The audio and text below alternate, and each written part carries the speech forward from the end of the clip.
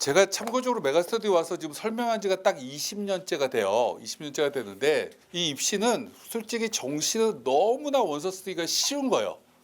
너무 쉽다라는 얘기는 우리 아이 점수는 하나기 때문에 자고 일어나 봐야 안 바뀌죠. 그죠? 그래서 뭔가 고민을 하다 보면 그림이 너무 명확해져요. 제가 오늘 굉장히 외모가 괜찮죠? 제가 현우진하고 지금 설명회를 지역을 5군데 하고 오늘 서울에서 마지막으로 하다가 이제 하다 보니까 화장을 시켜줘요. 그래서 머리도 이제 하고 그래갖고 지금 조금 이제 깔끔한데 이제 제가 이제 설명을 좀 드릴 내용이 이런 거예요. 이 입시를 어떻게 고민해야 되지? 라고 이제 고민을 해야 되는데 아까도 이제 그 설명을 할 때 저쪽에 외주업체 부사장이라는 양반이 갑자기 저한테 성적표를 이렇게 들고 와요. 그래서 성적표를 딱 봤더니 국어 100분위가 94예요. 그 수학 100분위가 72고요. 그 탐구가 2과목이 99, 99예요. 그래서 딱 보자마자 경희대네? 라고 얘기를 해줬죠. 그랬더니 그 아버님이 이렇게 얘기해요. 성대 가고 싶은데 될까요? 이렇게 질문해요. 그래서 모르죠. 경희대는 돼요. 라고 제가 얘기를 했어요. 우리 아이는 성대를 목표로 했는데 라고 얘기를 해요. 그럼 쓰면 돼요. 나중에 경희대 하나 붙는다라고 확신이 들면 이건 너무나 쉬운 거예요. 기본적으로.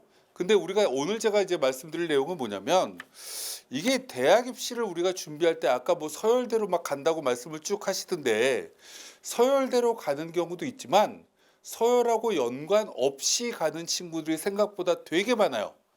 그럼 그런 걸 어떻게 해야 되냐라고 질문하면 우주의 기운이 들어오면 되나? 이렇게 생각하시면 안 되고요. 올해 변수가 뭐지? 라는 걸 우리가 하나하나씩 좀 고민하면 될 것 같아요. 그걸 제가 좀 이제 정리를 한번 해드릴 거고요. 이거 끄셔도 돼요. 뒤에 안 보이더라고요. 그래서 닫고 지금부터 오늘이 15일이니까 열흘만 고민하다 보면 어떻게 원서를 써야 되겠구나 그림이 그려지도록 하나씩 좀 설명을 한번 들어보도록 할게요.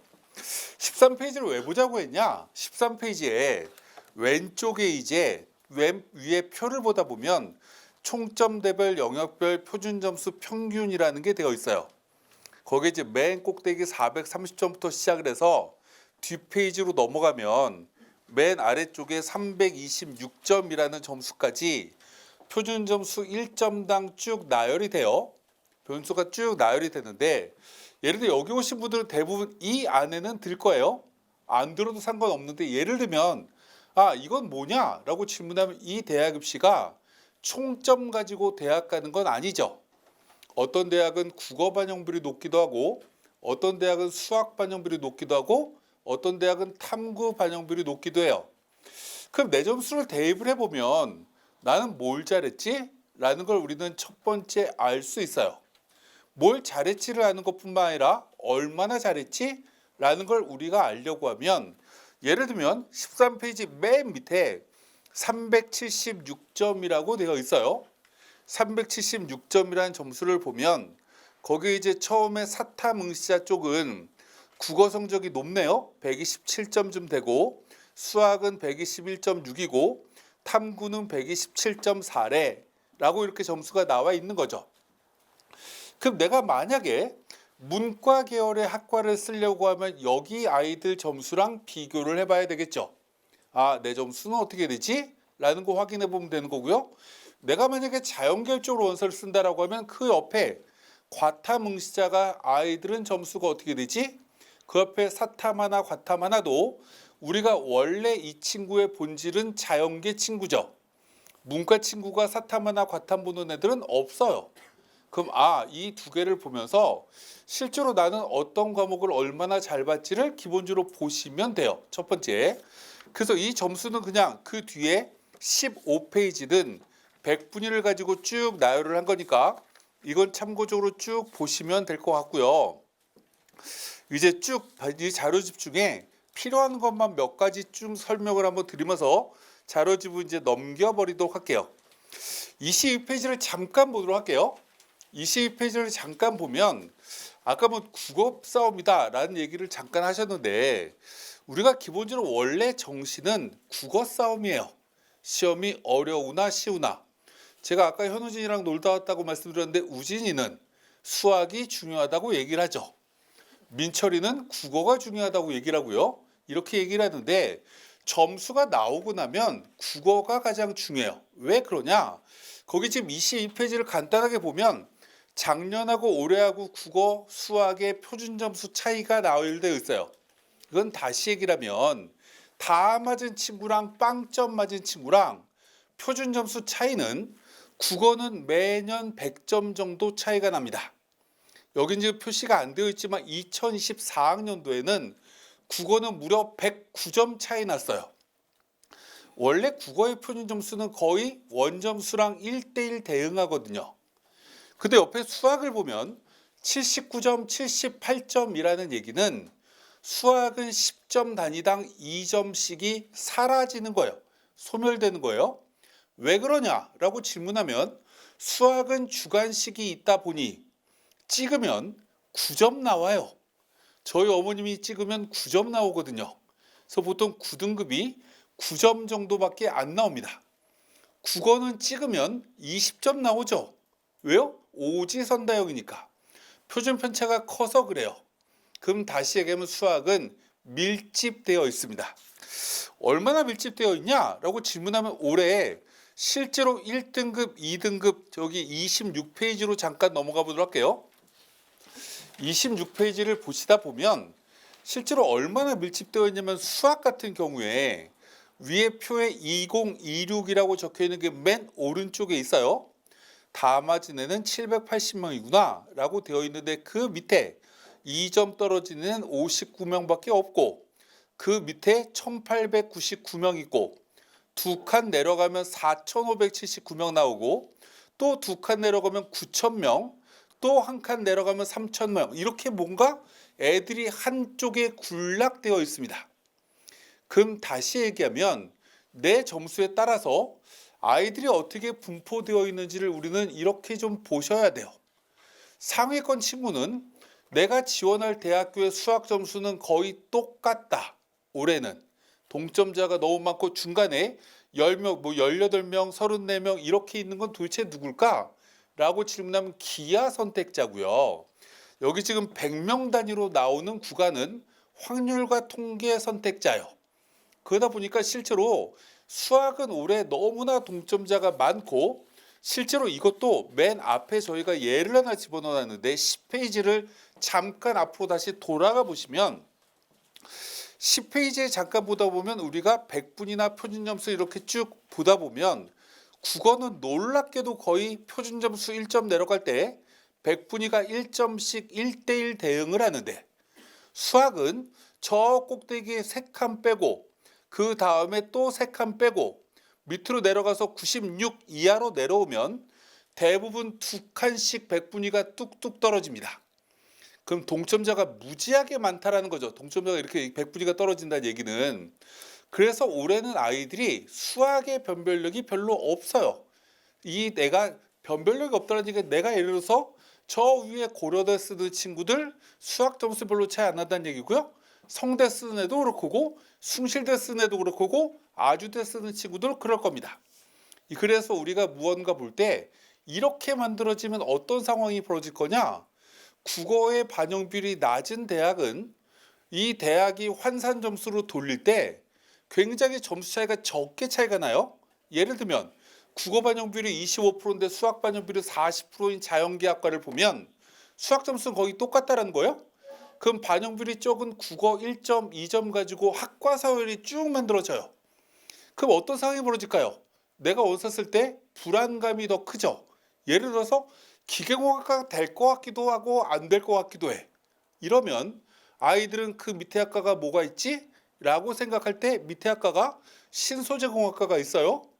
그럼 이제 이 아이는 물어봐요. 아빠한테. 아빠, 신소재공학과가 뭐야? 라고 이렇게 질문하면 이거 옛날에 뭐 금속공학과에서 세라믹공학과에서 설명해도 뭔 소리인지 잘 모르죠. 기계랑 신소재랑 차이가 뭔데? 이렇게 질문하면 애매모호해요. 근데 밑에 거는 된다라고 생각하면 대부분의 친구들이 내려가려고 생각한다는 거죠. 그래서 올해는 실제로 이렇게 국어 반영률이 낮은 자연계 모집 단위는 학생들의 불안 심리가 굉장히 커질 겁니다. 그래서 안정 지원을 학교 내에서 많이 하려고 할 거다라는 거 그냥 간단하게 설명을 드리고 나머지 얘기는 쭉 넘어가도록 하고 필요한 거는 이따 배치 보면서 또 말씀을 드리도록 할게요. 나머지 쭉쭉 한번 넘어가고 아까 워낙 장하게 많이 말씀하셨기 때문에 37페이지로 잠깐 넘어가 보도록 할게요. 저는 이 대학 입시가 가장 중요한 게 뭐냐라고 질문하면 간단하게 이런 겁니다. 예를 들어 보도록 하죠. 우리가 평상시에 음식을 먹을 때 같은 돈을 내고 짜장면 먹을까 짬뽕 먹을까 이렇게 질문을 사람들한테 하면 사람들 어떤 친구는 짜장면이 좋아요? 짬뽕이 좋아요? 이렇게 나눠지겠죠. 우리가 이거를 전문 용어로 대체제라고 얘기를 해요. 그죠? 근데 우리가 이제 기본적으로 생각을 할 때 대체제 중에 무언가 하나가 소멸이 되면 이 한쪽에 쏠림 현상은 당연히 생길 수밖에 없죠. 그러면 37페이지 밑에 있는 표를 간단하게 한번 보도록 할게요. 거기 뭐가 있냐? 가군에서 나군으로 이동한 모집 단위가 있다라는 내용이 있습니다. 그래서 왼쪽에 인문을 가만히 봤더니 성균관대 교육학과랑 한양대 경영정책학과가 가군에서 나군으로 옮겨갔대요. 그럼 우리는 이런 생각을 해야 됩니다. 어떤 생각을 해야 되냐? 그럼 원래 가군에 있었어? 라고 생각을 하면 작년까지 이 가군에 같이 뽑았던 대학은 얘들 때문에 대체제가 더 있었던 거죠. 그러다 보니까 학생들은 분산되는 거예요. 짜장면이 좋으네, 짬뽕이 좋으네, 볶음밥이 좋으네 이렇게 아이들은 자유롭게 분산될 수 있었는데 볶음밥이 가군에서 나군으로 이동했어요. 그러면 어쩔 수 없이 짬뽕을 먹어야 되나 짜장면을 먹어야 되나 고민하게 되죠. 그럼 이 학과가 빠지면 나비효과가 생기는 대학이 있을 거고 학과가 있을 겁니다. 그럼 그 학과는 당연히 올해 경쟁률이 올라가겠죠. 얘들이 빠져나갔으니까. 가군의 한양대 이과가 2개가 빠지면 모집 인원도 생각보다 많아요. 100명이 빠지면 이 점수대에서 그럼 영향을 받는 가군에 지금 남아있는 대학은 어디지? 라고 확인해야 되는 거고 물론 이게 내 점수에 해당되면 찾아야 되는 거예요. 나는 아주대 갈 건데 라고 하면 이 이슈는 아무 의미가 없죠. 기본적으로 아무 의미가 없으니까 확인할 필요 없지만 내가 만약에 이쯤 대학을 지금 고민하고 있는 친구라고 하면 이 점수대는 올해 가군에 남아있는 대학은 어찌 보면 이 애들이 이사 가는 바람에 우리 학교는 더 인지도가 올라가겠구나. 점수가 올라갈 가능성이 높겠네. 여기 점수 작년에 낮았는데 여기 이거보다는 점수가 높게 써야 되겠는데 이렇게 생각하셔야 된다는 거죠. 반면에 나군으로 얘들이 이사를 오면 얘들이 원수라고 생각하는 대학들이 있겠죠. 원래 나군에서 얘들 없이 잘 뽑았던 대학들은 젠장 이것들이 왜 왔지? 라고 생각할 거고 그럼 이제 선택을 받기 위해서 노력을 해야 되는 거잖아요. 그럼 나군에 얘네 2개가 이동하는 걸로 인해서 얘네랑 무언가 같이 경쟁하는 대학은 점수가 내려갈 수 있겠구나. 그럼 내가 만약에 높여서 쓰려고 하면 이 점수대에서는 나군에 있는 대학을 써야 되는 거겠죠. 기본적으로. 그래서 이렇게 이동이 뭐지? 라는 건 굉장히 중요하게 봐야 되는 거고요. 실제로 그래서 이걸 그 뒤에 쭉 한번 나열을 한 게 있으니 확인을 한번 쭉 해보시면 될 것 같고요. 그래서 이 얘기는 43페이지까지 쭉 있으니까 확인하시면 될 것 같아서 이것도 넘어가도록 하겠습니다. 이제 그 다음으로 넘어가도록 할게요. 46페이지로 잠깐 넘어가 보도록 하겠습니다. 46페이지로 넘어가면 타이틀에 뭐라고 되어 있냐면 중위권에서는 표준 점수 1점당 100분이 약 2점의 위력이다 라는 위에 키워드가 올라가 있습니다. 그럼 이게 무슨 얘기지? 라고 질문하면 우리가 시험이라는 건요 최근에 시험의 가장 큰 문제점 중에 하나는 뭐냐? 정말 어려운 문제 몇 문제를 의도적으로 내죠. 이제 사람들이 의예과를 선호하는 친구들이 많다 보니 변별력이 확보돼야 된다. 근데 나머지 문제들은 한 70% 가까운 문제는 문제가 그렇게 어렵지 않게끔 느끼는 친구들도 다수가 있는 거예요. 그러다 보니까 한쪽으로 아이들이 쏠림 현상이 생기죠. 그걸 우리는 중위권 대학이라고 얘기하는 거고요. 이걸 다른 말로 얘기하면 백분위가 80에서 60 사이에 있는 구간에서는 실제로 아이들 동점자가 너무 많아요. 그래서 무언가 국어 하나 틀렸다고 백분위가 2점짜리 국어 하나 틀렸는데 2점 백분위가 떨어져야 표준점수랑 백분위가 균일한 집단이 될 텐데, 국어 2점짜리 틀렸는데 어떤 구간에서는 백분위가 4점 떨어져요. 수학은 더 심하죠. 이렇게 무언가 만들어지다 보니 이거 가지고 학생들이 생각을 한번 하게 돼요. 어떤 생각을 하냐? 나는 표준 점수가 유리한가? 백분위가 유리한가? 이런 걸 기본적으로 생각하게 되죠. 맨 꼭대기에 있는 친구들은 백분위가 유리해요. 왜요? 시험이 어려웠기 때문에. 어라? 국어 3개 틀렸는데 백분위가 99야, 98이야 이렇게 나오니 와, 표준 점수로는 7점 빠지는데 백분위는 2점밖에 안 빠지는데 당연히 백분위가 유리하다고 생각하죠. 수학도 마찬가지인 거죠. 이런 기본적인 맨 꼭대기에선 그래서 올해 의대 중에 가장 웃을 만한 대학교는 가천대 의대다 라고 얘기하는 게 시험이 어려울 때예요. 근데 밑에서는 시험이 어렵다라는 얘기는 어려운 문제가 몇 개만 나온 거고 나머지 친구들은 어려운 게 아니에요. 그럼 이제 밑에서는 어떤 상황이 벌어지냐? 백분위가 유리하다라고 생각하는 친구가 점점 줄어들기 시작하는 거죠. 어디서요? 2등급에서 3등급 내려가기 시작한 때부터는 백분위가 불리하다고 생각하는 친구들이 점점 많아집니다. 그래서 놀랍게도 백분위 반영 대학이 매년 점수가 오르락 내리락 계속 반복을 합니다. 그래서 우리가 무언가 입시 결과를 가지고 학교원지책 서비스를 사용하시든 혼자 공부를 하시든 우리가 약간의 무언가 기회를 노리려고 하면 백분위 대학교가 조금 더 가능성이 높을 수 있는 올해의 시험의 특징이 됐다라는 얘기를 간단하게 말씀드리고 필요 없는 거 넘어가고 또 52페이지로 또 한번 넘어가도록 할게요. 52페이지 밑에 뭐라고 되어 있냐면 올해 수학 미적분 기하 과탐 응시자에 가산점을 주기도 한다라는 타이틀이 되어 있습니다. 올해 입시의 가장 큰 특징이 뭐냐라고 질문하면 확률과 통계를 선택한 친구가 6만 명이 늘었다라는 겁니다. 얘들이 재수삼수를 하려고 하는지 모르겠는데 자꾸 확통으로 넘어갔어요. 6만 명이나. 그럼 이 얘기를 다른 말로 얘기를 하면 미적 기하에 가산점을 주는 대학은 지원할 수 있는 아이들의 숫자가 줄었다라는 거죠. 근데 도대체 그럼 미적 기하를 버리고 확률과 통계로 넘어간 친구들은 도대체 누굴까? 라고 질문하면 수학을 1등급, 2등급 안에 들어가는 친구들 중에 확률과 통계를 잘 본 친구들의 분포는 작년보다 늘어난 비율이 별로 높지 않아요. 그럼 대부분 친구들이 어디서 넘어가냐면 원래 미적 보면 4등급, 3등급 이렇게 받아야 되는 친구가 와, 공부하려고 하니까 미적은 너무 양이 많아. 28, 29, 30번 너무 어려워. 이러니까 확통으로 넘어간 거죠. 그럼 이 친구들이 대학을 봤더니 여기 지금 53페이지 위에 미적분 또는 기하를 가산점 주는 학교들이 있습니다. 근데 저 위에 서울여대는 수학과만 20% 가산점을 준대요. 미친 거죠. 어찌 보면 그 밑에 상명대 그리고 수원대 자연계가 10% 가산점을 준답니다.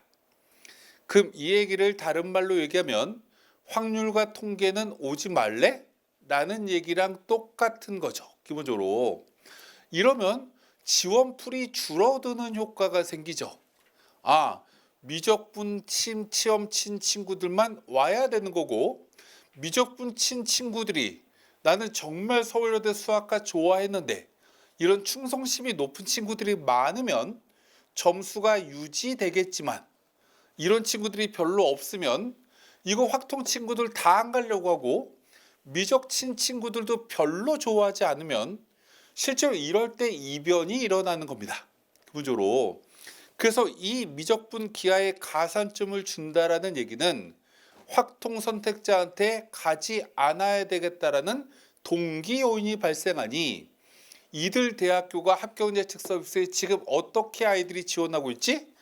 처음에는 아무 생각 없이 막 집어넣을 거예요. 여러분들도 이런 무언가 가산점이라는 걸 확인 안 하고 그냥 집 가까운 대학, 원래 원했던 대학 이런 데 합격예측 서비스를 넣어보면서 한숨 쉬고 아이씨 안 되네, 내일 또 해볼까? 아이씨 또 안 되네. 나중 되면 점수가 점점 올라갑니다. 어디가요? 진학사 합격예측 서비스는 지금부터 27일까지 점수가 매일 자고 일어나면 계속 올라가요. 왜요? 불안감을 자극해야 매출이 더 잘 나오거든요. 그래서 이거 지금 하고 오늘 안 되면 보시지 않는 게 좋습니다. 계속 안 돼요. 그럼 제가 왜 27일까지라고 얘기했냐? 24일 날 이 수시 합격자 마감이 되고 나면 대학은 25일 날 놀고 26일 날 우리가 못 뽑은 인원이 이만큼이구나. 이걸 정시에 추가로 모집하겠다라는 공지를 26일 날 밤, 27일 날 오전에 모든 대학들이 올리기 시작할 겁니다. 그러면 그때 진학사도 마찬가지고 저희 메가스터디도 실제로 점수를 조정하기 시작해요. 그때 다시 떨어지기 시작합니다. 점수가. 그러니까 학교제 서비스 지금 너무 많이 이용하시는 건 정신 건강에 안 좋다, 안 되네 라고 하면 안 가 이렇게 하고 안 보시는 게 맞다. 그 대학은. 근데 뭐만 보시냐면 지금 지원하는 아이들이 미적 선택자한 데는 얼마나 되지? 여기가 과탐에 가산점 주는 대학임에도 불구하고 사탐 응시자 숫자가 얼마나 오지? 이런 걸 기본적으로 확인하시다 보면 얘들이 맨 마지막에 진짜로 지원할 친구일까? 아닐까를 우리가 어느 정도 확인할 수 있어요. 그것만 보시면 됩니다. 밑에 53페이지에 또 과탐을 가산점 주는 대학교도 쭉 나열이 되어 있어요.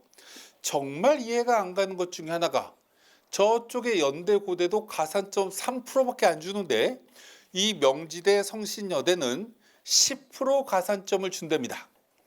원래 과탐을 버리고 사탐으로 이동한 친구들이 성적대가 원래 높지 않은 친구들이 대부분 이동한 거죠. 원래 이쯤 대학을 가야 되는 친구들이 제일 많이 이동했는데 이 대학은 뭔 배짱으로 가산점을 10%씩 이렇게 줍니다. 그럼 사탐으로 이동한 친구는 이 대학을 전혀 관심을 두지 않겠죠. 그럼 나는 사탐 봤으니까 이 대학을 버려야지 라고 생각하는 건 1차원적인 생각인 거고, 이러면 과탐 응시자 숫자가 올해 6만 명 이상이 줄었는데 이런 경쟁률이 안 나오겠는데? 그럼 이건 장바구니에 담아놓고 12월 27일, 28일, 29일 이렇게 날짜를 이제 원서업수를 할 때부터 경쟁률 추이를 좀 보실 필요가 있다. 안 나오면 그냥 여기를 써야 되겠는데? 라고 무언가 생각하시면 되는 거죠.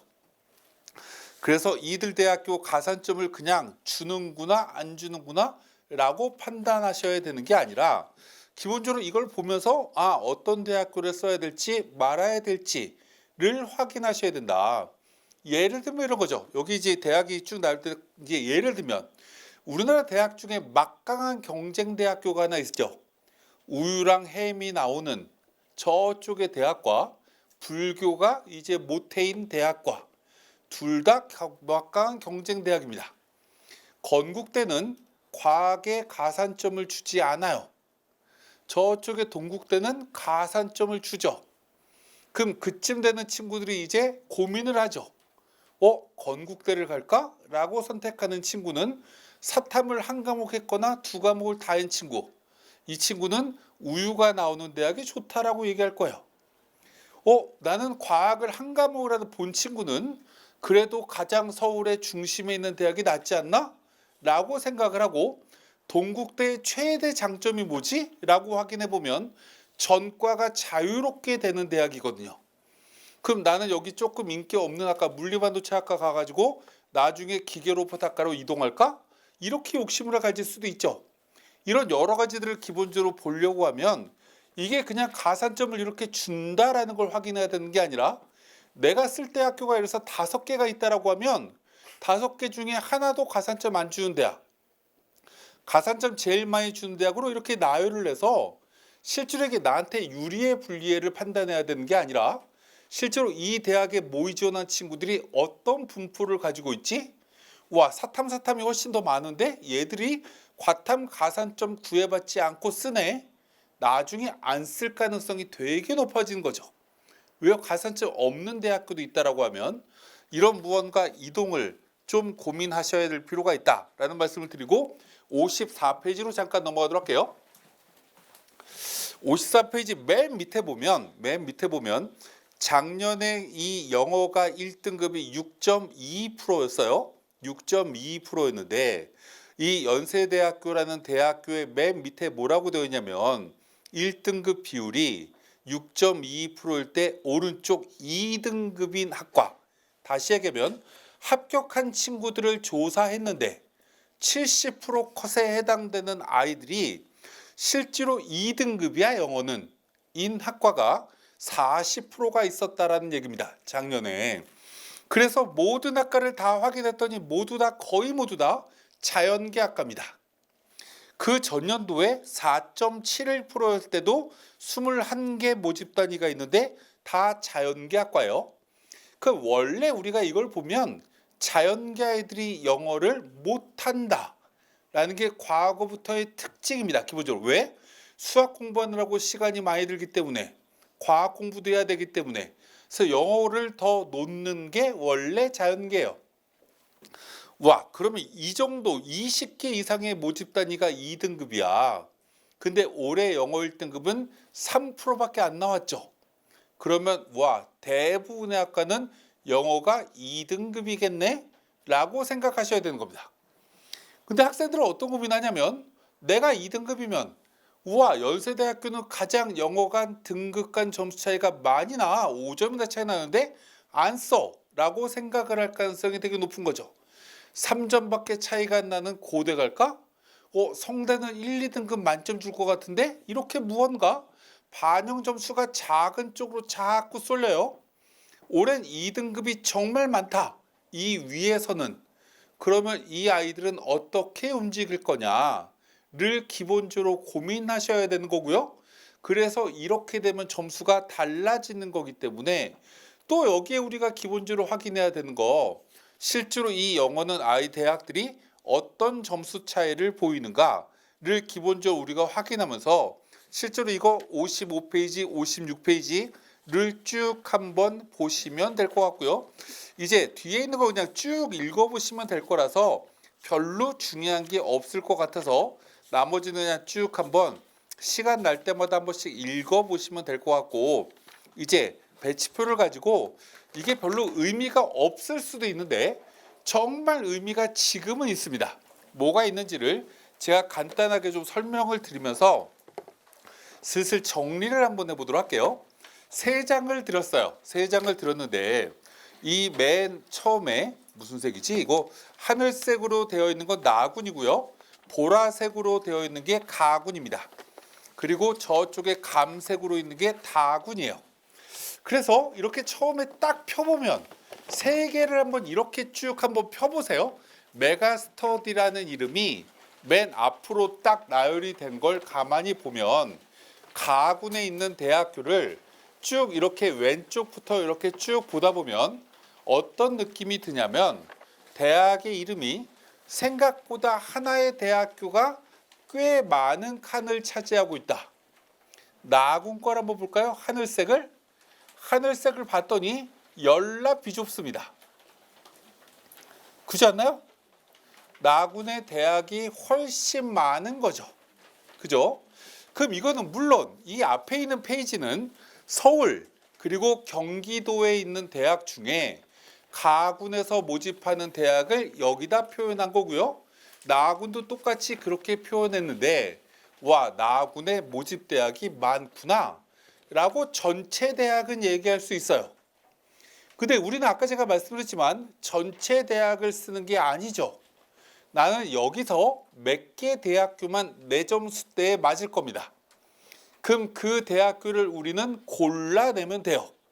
그럼 이제 보라색부터 시작을 한번 해보도록 할게요. 보는 방법을 간단하게 설명을 드릴 거기 때문에 그냥 예시로 맨 처음에 보라색부터 위에 이제 메가스터디 로고 바로 밑에 4개 영역이라고 적혀 있어요. 4개 영역이라는 건 4개를 다 반영한다라는 얘기고요.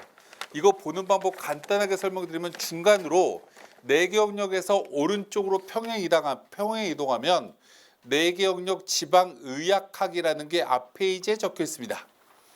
지방에 있는 의대나 약대, 한의대, 수의대까지는 중간에다 모아놨어요 라는 얘기인 거고, 4개 영역 지방의학학 오른쪽에 보면 3개 영역 지방의학학이 있고요. 그 옆에 3개 영역이라는 게 되어 있습니다. 그리고 맨 오른쪽에 2개 영역이라는 것도 있죠. 이 앞 페이지에 있는 건 모두 다 이 수원에서 더 뒤로, 한신대는 약간 뒤로 가야 되는 거긴 하지만 이 수원 관내에 있는 대학 말고 서울 쪽에 있는 대학교가 여기에 있는 겁니다.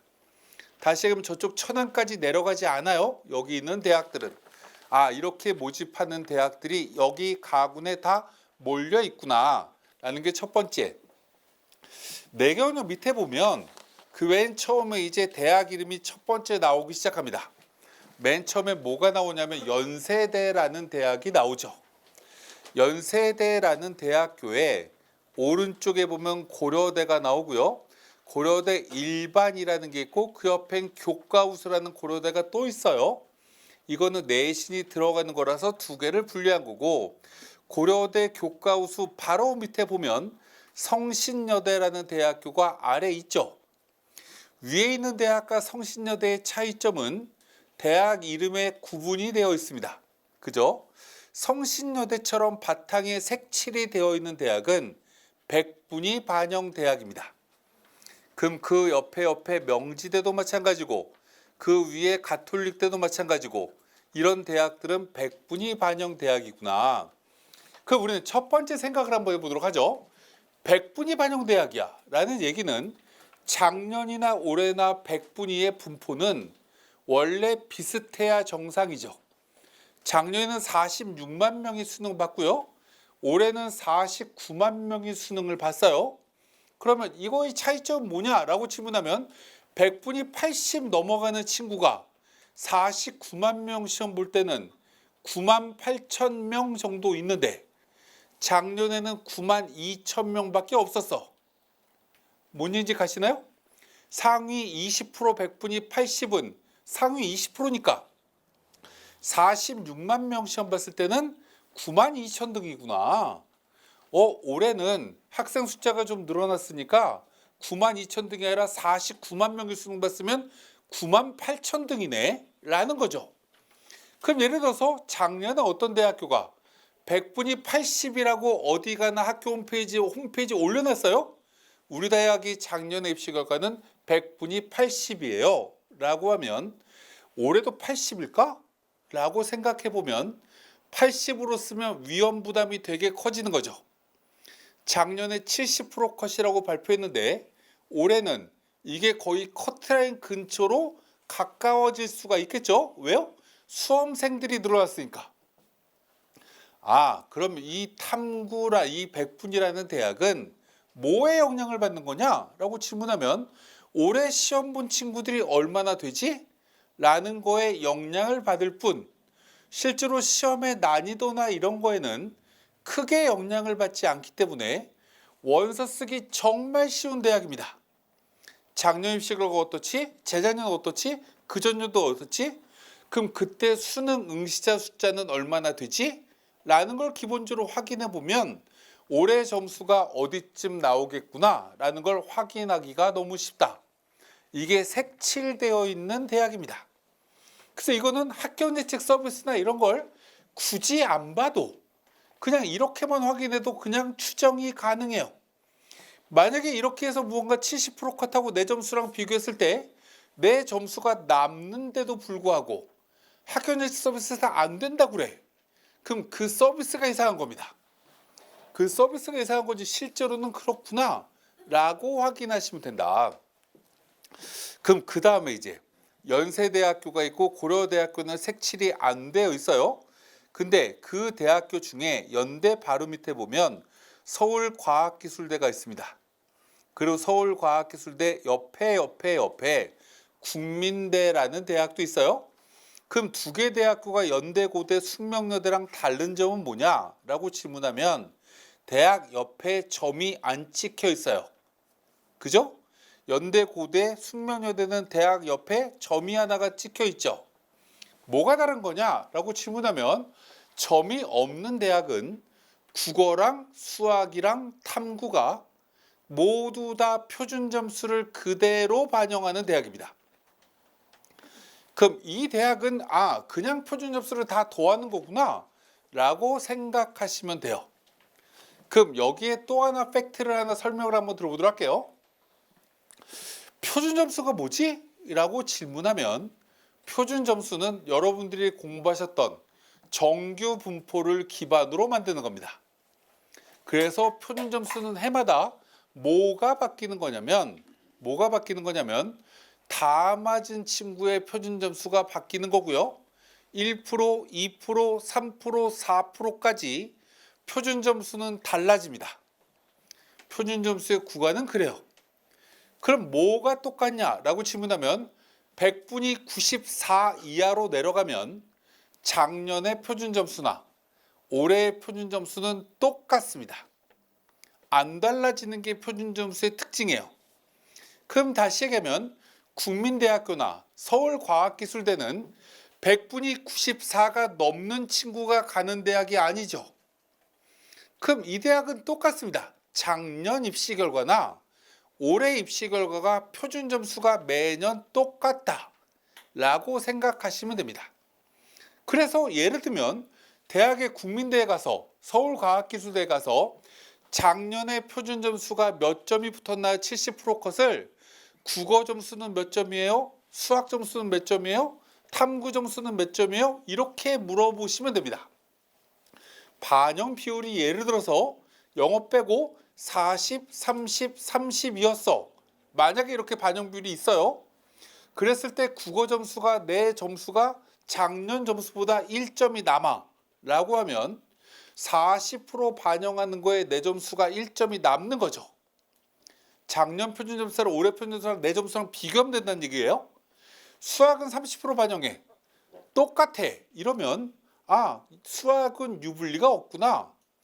탐구는 작년 점수랑 비교했더니 1점이 모자라. 이러면 총점은 똑같지만 여기는 30% 반영되고 여기는 40% 반영되면 탐구보다 국어의 반영 비율은 1.33배가 높은 거죠.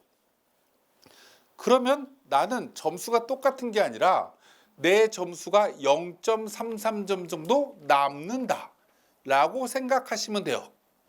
근데 여기도 똑같이 또 생각해야 되는 건 아까 제가 뭐라고 얘기했냐면 작년 수험생보다 올해 수험생은 3만 명 이상이 증가했다라고 했어요.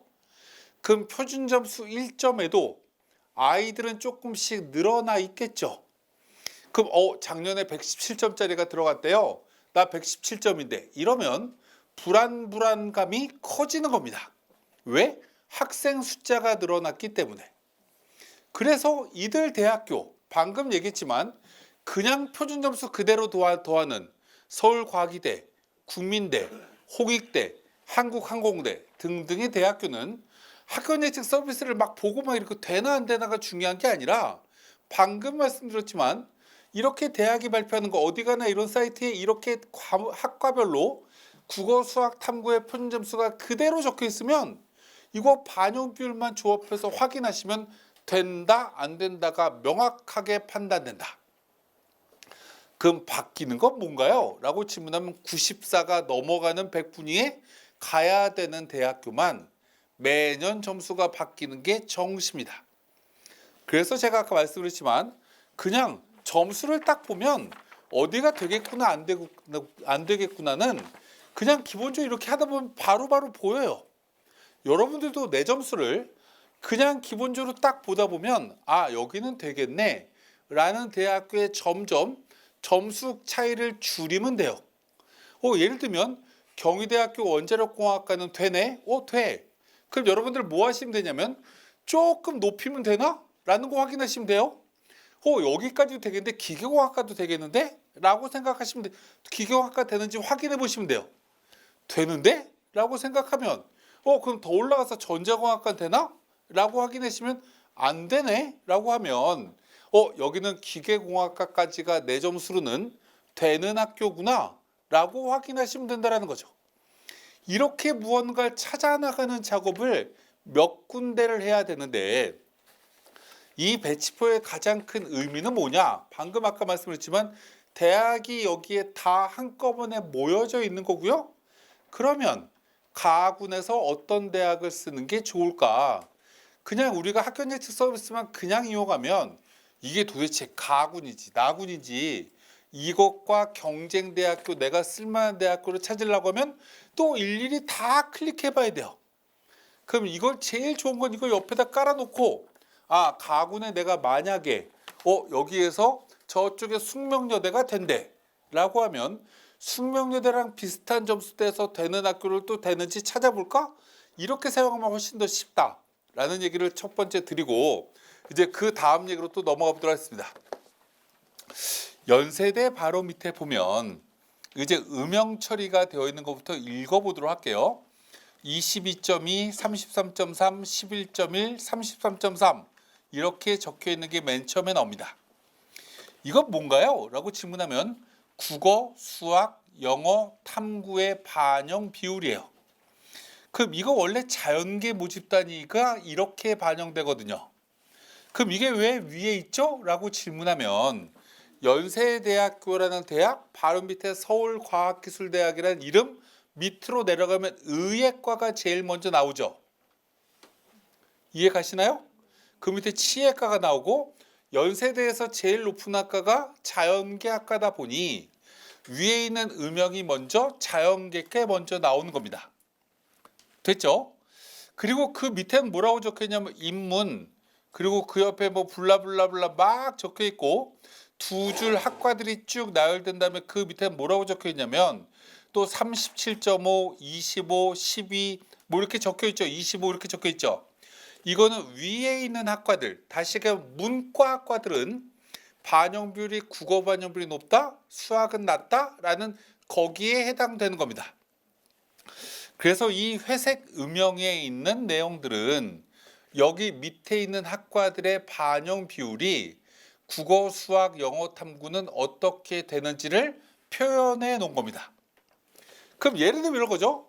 내가 만약에 점수가 높아서 연대를 쓸까 고대를 쓸까 가군의 한양대를 쓸까 성균관대를 쓸까 만약에 이렇게 고민하는 친구가 있다라고 하면 4개 대학교의 반영 비율을 같이 나열을 해봐야죠.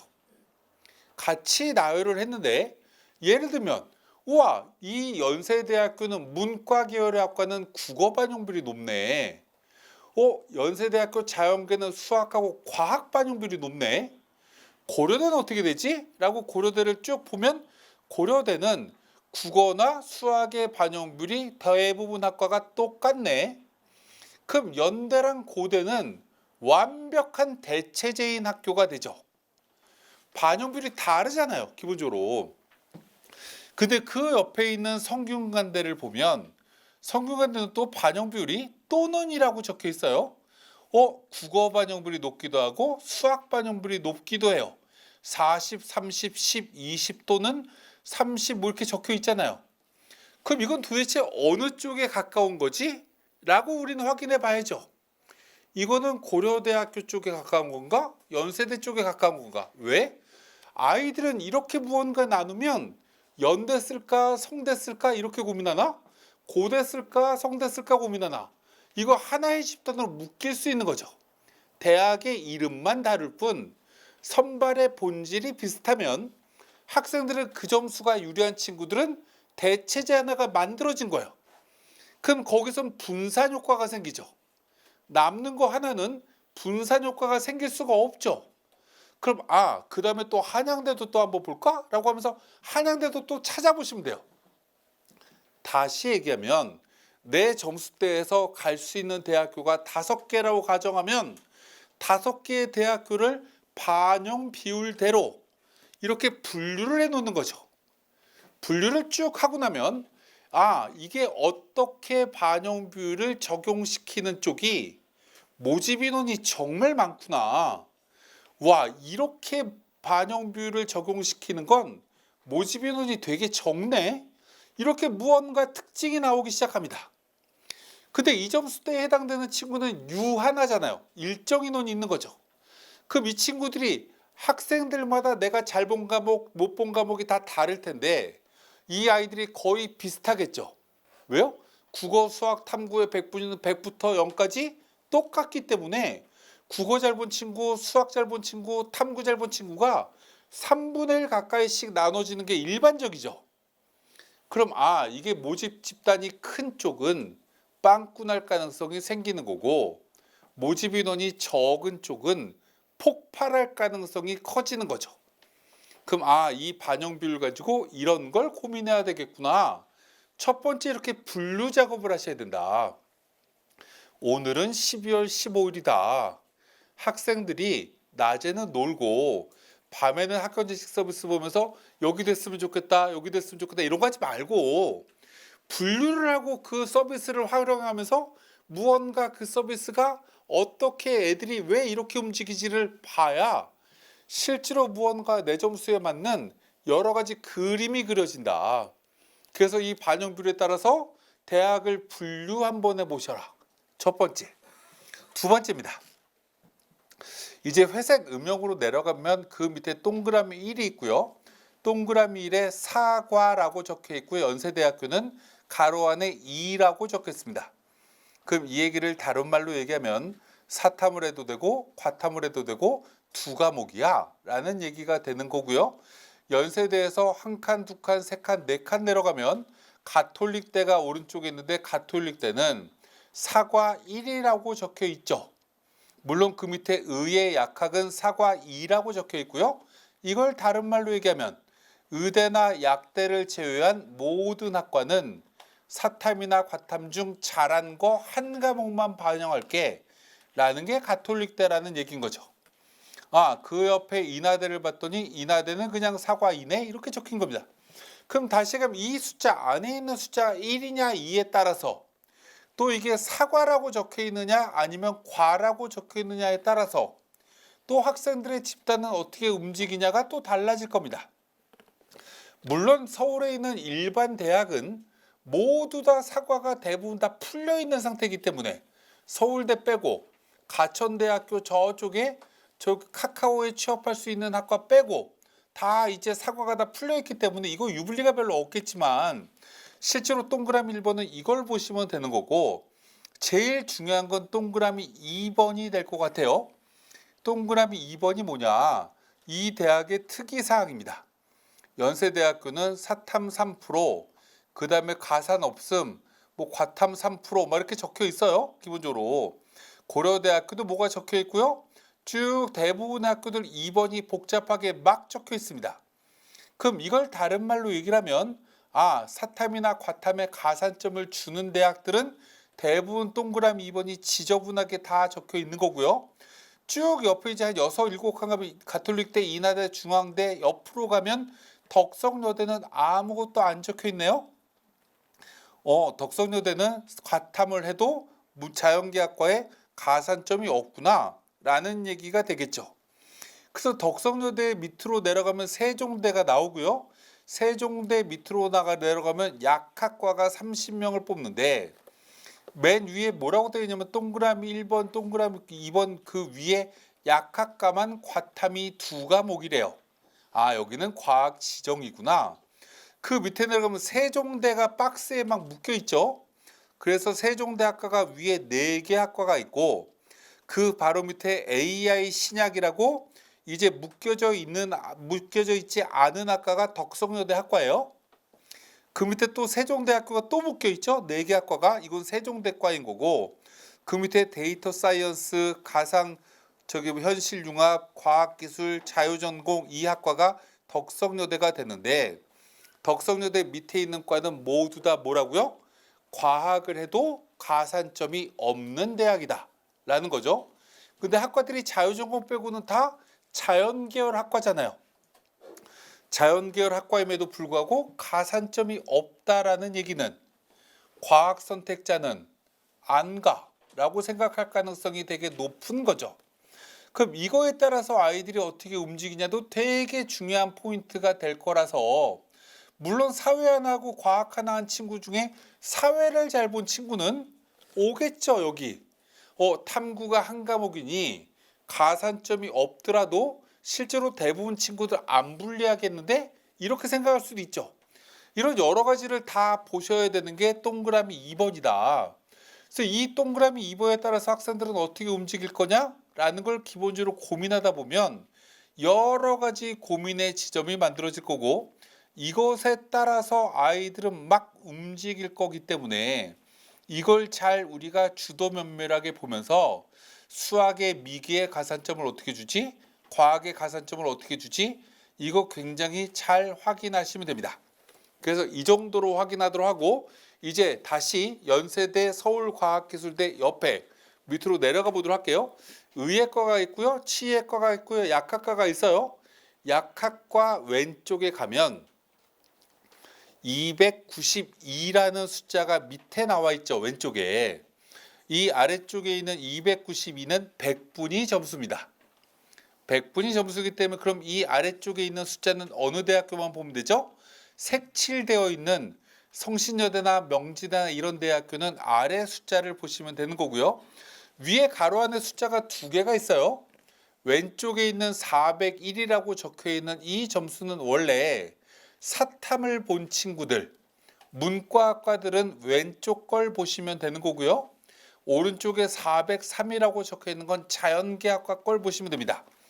그래서 다시 얘기하면 그러면 약학과는 몇 점이에요? 라고 생각하면 여기는 연세대 표준 점수 반영하는 대학이니까 403점이라고 보시면 되겠죠. 됐죠? 그럼 저 꼭대기에 그 403점 위에는 몇 점이에요? 417점이죠. 그럼 이 연세대학교 의예과는 도대체 몇 점이에요? 라고 질문하면 417점이 아니라 그 위에 있는 거기 때문에 418인가 419인가 420인가 이렇게 봐야 되는 거죠.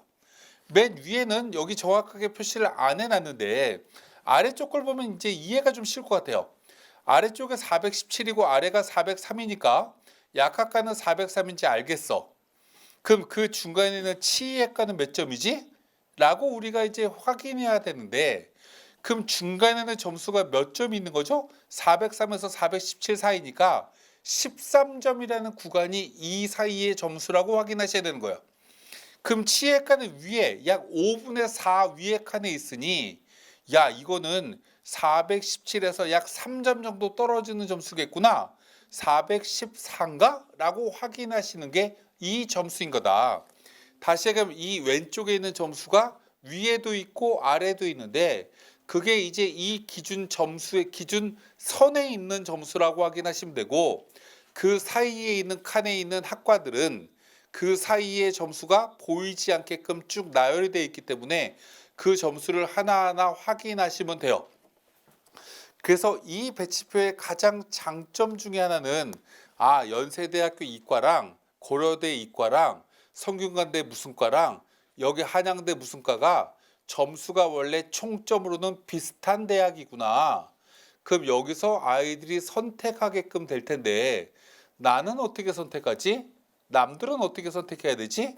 이런 걸 기본적으로 쭉 고민하시면 된다. 그래서 배치표를 지금부터 가군, 나군, 다군을 아까 제가 말씀드린 거 가지고 쭉 고민하시다 보면 하루하루가 되게 잘 갑니다. 하루하루가 되게 잘 간다는 얘기는 가정이 화목해져요. 내가 만약에 가군을 연구하는 거 가지고 아빠 엄마한테 브리핑하면 돼요. 여기를 왜 써야 될 것 같은지, 적정대학교는 여기야 라고 무언가 얘기해 주시면 됩니다. 나군을 엄마가 또 무언가 분석하면 똑같이 하시면 되고요. 이제 마지막 얘기 하나만 하고 마무리 짓도록 하겠습니다. 이렇게 쭉 고민하시면 되는데 제가 이제 마지막으로 말씀드릴 것 중에 하나가 이런 얘기예요. 제가 4년 전부터 이런 얘기를 되게 많이 해서 어떤 얘기를 했냐면 우리가 대학을 가야 되는 이유가 뭐지? 라고 학생들한테 질문하면 여러 가지 대답이 나오는데 대부분 취업이라는 얘기를 되게 많이 하고요. 또 내가 좋아하는 학과라는 얘기를 되게 많이 합니다. 제가 4년 전부터 어떤 얘기를 했냐면 이런 얘기를 했어요. 컴퓨터 공학과를 안 가는 것도 좋은 방법이야 라는 얘기를 4년 전부터 했습니다. 왜 4년 전에 그런 얘기를 했냐? 4년 전부터 컴퓨터 공학과가 가장 인기 있는 학과였거든요. 의치학 등의 이런 의학학 계열 학과를 빼고. 그러면서 예를 들면 이런 얘기를 했어요. 야, 중앙대 컴공을 갈 수 있는 점수를 받으면 고려대 사학과쯤 갈 수 있는 점수로 바뀔 수도 있어. 그럼 나 같으면 고려대 사학과를 가. 왜? 고려대 사학과를 지원하면 붙으면 나는 그 다음에 고민하면 돼. 제일 먼저 뭐 고민하면 되냐면 오리엔테이션을 가야 되나 말아야 되나. 나 같으면 안 가. 왜? 나는 원래 사학과를 들어갔던 게 사학과를 전공하기 위해서 간 게 아니라 이 대학을 위해서 들어온 거거든. 그럼 학과를 옮길 수 있는 기회를 내가 잡아야지. 학과를 옮기려고 하면 학점을 되게 잘 받아야 돼. 그러려고 하면 친구가 없는 게 좋지 않을까? 그럼 오리엔테이션을 안 가야지. 오리엔테이션을 가면 도원결의를 맺어. 그러니까 1학년 1학기 때 자발적으로 친구를 안 만들면 3월 3일 날 개강해서 학교를 가는 순간 난 어쩔 수 없이 강의실로 행하게 돼. 친구를 사귀면 놀까? 야, 오늘 막걸리나 먹을까? 이렇게 뭔가 유혹에 빠져. 이렇게 뭔가 수업을 들어? 수업을 듣고 나도 끝나고 할 일이 없네? 그럼 갑자기 나는 뭔가 궁금증이 생겨. 도서관은 어떻게 생겼을까? 그 도서관에 가서 또 공부하게 돼. 왜? 친구가 없으니까. 그럼 1학년 1학기 학점이 열나 잘 나와. 그리고 10월 20일쯤 되면 모든 대학교는 총무과에서 공지를 내. 전과 신청을 받는다고. 1학년 때 친구를 도원결을 맺은 친구는 친구들이 못 가게 우리의 우정은 어떡하라고. 근데 친구가 하나도 없으면 자발적으로 신청할 수 있어. 그래서 무언가 이렇게 도전하는 게 되게 좋은 방법이다 라는 얘기를 4년 전부터 얘기를 했어요. 두 번째, 아씨 그래갖고 전과 안 되면 어떻게 해요? 전과 안 되면 사학을 그냥 기본적으로 내 전공이라고 생각하면 돼. 근데 내가 원래 좋아했던 컴공이야 라고 하면 자발적으로 복수 전공하면 되지. 작년에 굉장히 우연히도 우리나라 정부 통계가 나와서요. 컴퓨터를 그냥 전공한 친구보다 IT 기획자가 연봉이 3배가 높다. IT 기획이라는 게 뭐냐? 인문학적 소양을 가지고 무언가 여러 가지 기획할 수 있는 능력을 가진 친구를 얘기하는 거죠. 그럼 얘기를 다른 말로 하면 사학을 내가 하고 내가 원했던 컴공을 복수 전공하면 이런 기획 능력이 저절로 쌓일 수도 있는 거니 이런 것도 고민했으면 좋겠다. 지금은요.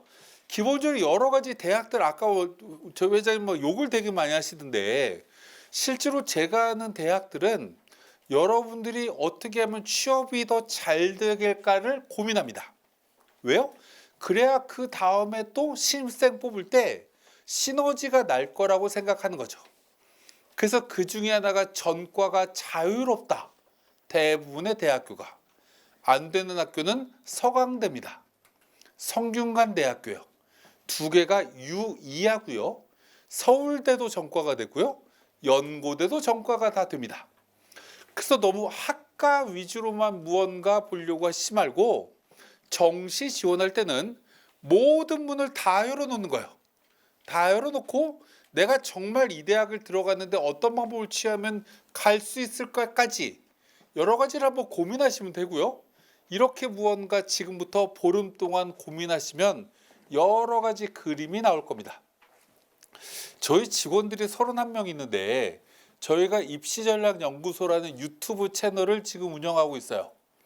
거기에 지금 계속 무언가 올리고 있거든요. 유튜브를 정시와 관련돼. 심심하실 때 한 번씩 보시면서 그냥 맹목적으로 보시지 말고, 야, 이 영상을 보면서 사람들은 어떻게 생각을 할까? 반대로 가셔야 돼요. 이 정신은 모든 걸 다 반대로 가면 기회가 더 열릴 수도 있다. 이걸 제일 잘하는 사람은 누구냐? 라고 질문하면 아빠입니다. 그래서 아버님들이 사회생활을 굉장히 많이 하셨으니 이렇게 무언가 사람들이 움직일 테니 반대로 한번 가볼까? 라는 걸 확인하면서 29일, 30일부터 경쟁률을 쭉 보시면 돼요. 경쟁률 너무 낮은데 찾으려고 하시지 말고요. 경쟁률은 눈에 보이지 않는 데를 찾으셔야 됩니다. 그럼 그게 무슨 얘기냐? 31일 날 2시가 되면 모든 대학교 직전 경쟁률을 보여주고 경쟁률을 가리거든요. 그때 만약에 어떤 대학의 어떤 학과가 경쟁률이 너무 낮으면 이거에 주목하게 되죠. 그럼 그런 학과는 경쟁률이 어마무시하게 올라가요. 우리 집 모니터를 가지고 나만 본다고 지리사의 10만위가 된 것처럼 착각하시면 안 돼요. 경쟁률 너무 낮으면 피한다. 그럼 뭘 써야 되냐? 경쟁률이 3번째, 4번째 요쯤 낮은 걸 써야 모든 사람들이 눈에 띄지 않습니다. 그 학과가 인기 학과여야 실제로 추가 합격도 굉장히 많이 빠지기 때문에 불안한 마음에 하위권 학과 쓰려고 하지 마세요. 학과는 웬만하면 꽤 괜찮은 학과를 쓰시는 게 꽤 의미가 있을 겁니다. 올해 굉장히 좋은 건 컴공 나와도 취업이 안 돼. 실제로 이제 대부분 학생들이나 학부모님들이 이게 나중에 뭘 해야지 먹고 살 수 있을지가 되게 불안하기 때문에 실제로 충성도가 높은 학과는 계약학과 몇 개밖에 없을 거예요. 그러니까 여러 가지 좀 열어놓고 나중에 전과가 다 되기 때문에 이런 것까지 확인하면서 잘 쓰셔서 좋은 결과 얻으시길 진심으로 바라면서 오늘은 마무리 짓도록 하겠습니다. 감사합니다.